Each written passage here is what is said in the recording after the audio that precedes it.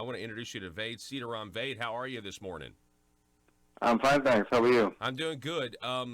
What can you tell us about this documentary film that you're attempting to make, and why did you want to make it? Well, we've shot about maybe 20% of the footage we need so far, and this is we have a Kickstarter right now as we speak. It's live, and we're trying to raise the money to finish the film. And of course, the topic is about family court, and I'm investigating a possible bias against men in family court.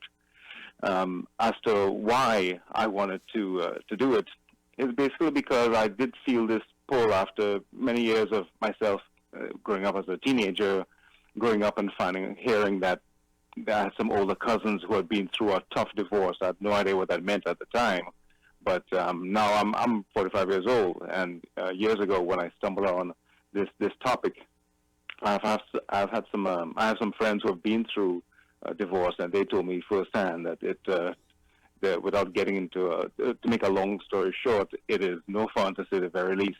And the fact that there's a possible bias against men in family court, I thought was a great angle because it goes so counter to what we've been led to believe, that men are very privileged. Yeah, no doubt. That certainly is what we hear all the time now in society. The title of the film, Man Down, a closer look at family court. We went ahead, we posted your Kickstarter page just now on the Conduit Thank you. News Facebook page. And so what are some of the consequences, if there is a bias against men in family court, how does that hurt our society? How does that hurt our families? Well, the most glaring one could be that is the suicide rates.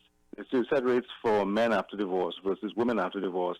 The statistic from England is 8 to 9 times higher. That one, and of course, I believe between men between the ages of 40 and 50, it's one of the highest. The divorce rate is particularly high.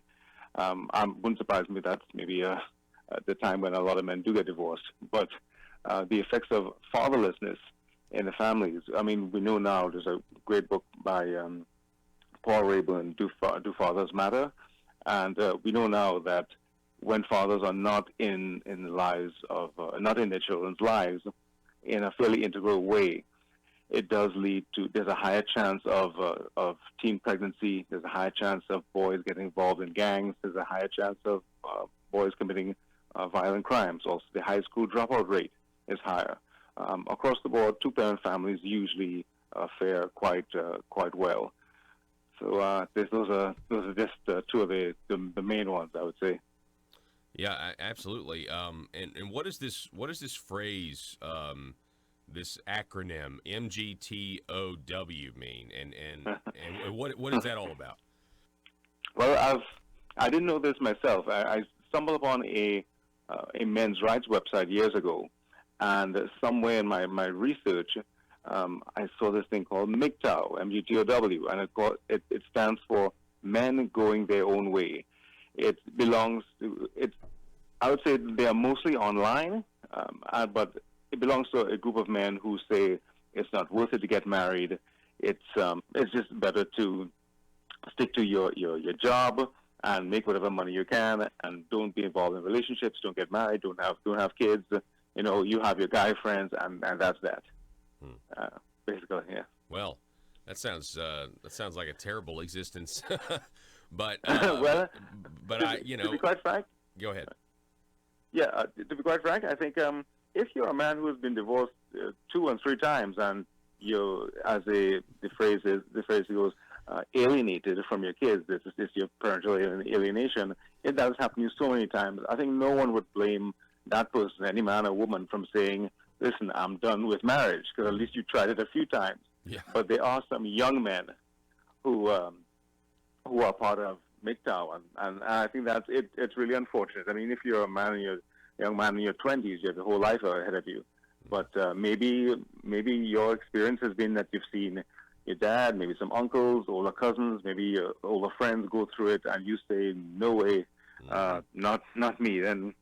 Then maybe it's not as as bad as some people will say. Some people will taint those guys as being a bunch of weak losers, but it might not be as simple as that. So it's one of the things I hope to investigate and find out in making this film. We're talking with Vede Seeterram. He's a Canadian filmmaker. He attended the UCLA Extension New York Film Academy, as well as attended the Cannes Film Festival. And you've got, an extensive resume, sir, and I appreciate what you're doing. Your film called Man Down, A Closer Look at Family Court. Can you give us a few examples of how the court is biased against men? I mean, I think most of us kind of already know that, but are there some specific examples that you address in the documentary? Well, I'll give you one that is, to me, was the most shocking. I couldn't believe this could actually exist.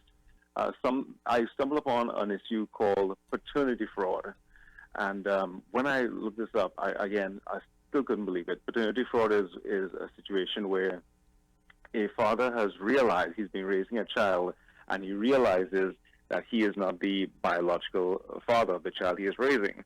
So then he tries to get out of paying child support, or he wants to get out of the family, and the court could force him to continue to pay child support.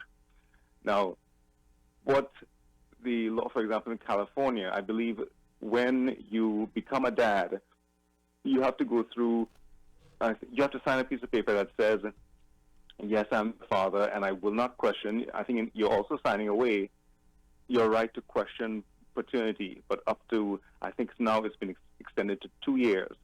So if you can question paternity in the first 2 years of the child's birth, you could get off the hook. But if you question paternity, let's say in year 3 or year 4, when maybe your son you find looks nothing like you, looks like maybe the pool boy or something, now you're wondering, okay, what's going on? If you can prove it by DNA, and this happened to a man by the name of Cornell Smith in Georgia, and he fought to get his case overturned. He fought for a while.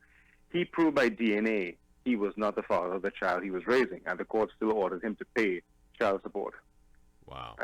The statistics are all over as to exactly how much paternity fraud exists, different from country to country. But to me, that one was personally shocking. But the other one, maybe the most common one, where men believe there's a bias against men in family court, is, he might have a much more active participation in the family in raising his kids as, let's say, his father or his grandfather. But when it comes down, mom will, if not get sole custody, she will definitely get more time. And it is a cliche that most divorces, when there are kids involved, mom will get. You go from maybe seeing his kids 7 days a week to maybe 6 to 8 days a month, and there's much he can do. And of course, a fight in family court is long and expensive. So I think a lot of men do tend to recoil. They don't want to go broke, and they take whatever they can. And usually it's like I said, maybe 6 to 8 days a month, every other weekend, and maybe a Tuesday, Wednesday night dinner, and that's pretty much it. And a lot of men, and these blogs are incredible, where they what people write, both men and women, what they go through in divorce. And parental alienation is one of the biggest ones. As I think Alec Baldwin wrote in his book, time is one of the biggest weapons that someone who is a parental alienator is one of the biggest weapons someone has. So if mom ends up if she ends up having more time, she has more of an opportunity to tell the child, dad doesn't care about you, or this and that, say some negative things. And a lot of people believe parental alienation, bad-mouthing the child about the other parent, is a form of child abuse. And men do it too. From the research I've done, the National Coalition for Men, who they counsel men going through divorce all the time, they say both men and women do it. But the system, I've definitely spoken to enough people who have said that the system isn't exactly family friendly, to say the least. Wow. In a perfect world, Vade, there wouldn't be a divorce. I'm just thinking of, as you're going over these situations, I'm just thinking how tragic, it is in the first place. But it does happen. Matter of fact, there is an assumed bias against men, and if you contrast that with the like you were saying earlier, the idea of male privilege, it's this this striving that we have to try to make everything equal. But when it comes to this issue, it seems to, we kind of throw the political correctness out the door to the point where, I mean, it has been said to me, and I don't know if it's ever been said to you, but it's been said to me that if you have a divorce, if you have a broken family, and then you get a situation where the man does get custody, people whisper, "Well, there must have been something wrong with that woman. There must have been something really bad wrong with that woman for her to not have gotten custody." You know what I mean? Absolutely.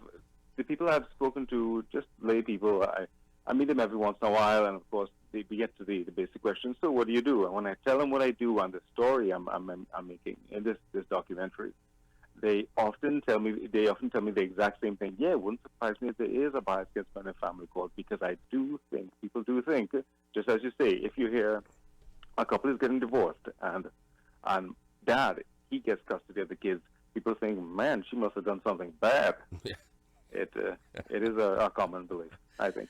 All right, well, Vede, Seeterram, we wish you the best of luck, sir, in making this film. And any time somebody's out there trying to get to the truth, I think it's a good thing, especially on an issue as fragile as this. And we appreciate it, sir. We wish you the best of luck. Thank you so much for coming on the show. Thank you very much for having me. Support it on Kickstarter.com. All righty, absolutely. And we shared that over at the Conduit News Facebook page, so you can get that link there.